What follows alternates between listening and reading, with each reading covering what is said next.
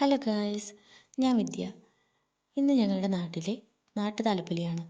അതിൻ്റെ കുറച്ച് വിശേഷങ്ങൾ നിങ്ങളുമായിട്ട് പങ്കുവയ്ക്കാമെന്ന് വിചാരിച്ചു. എൻ്റെ നാടിൻ്റെ പേര് കാക്കത്തുരുത്ത് എന്നാണ്. കാക്കത്തുരുത്ത് ദ്വീപാണ്, ഒരു നാട്ടും പ്രദേശമാണ്.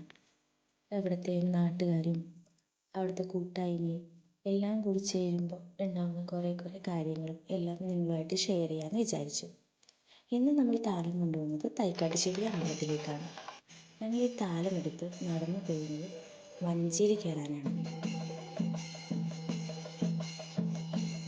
ഇപ്പോൾ നമ്മൾ കടവിലെത്തി. കടവിൽ നമ്മുടെ താലമെല്ലാം വഞ്ചിയിലേക്ക് കൊടുത്തു. എല്ലാവരും വഞ്ചിയിൽ കയറി വഞ്ചിയിൽ നിന്ന് നമ്മൾ അമ്പലത്തിലേക്ക് പോവുകയാണ്.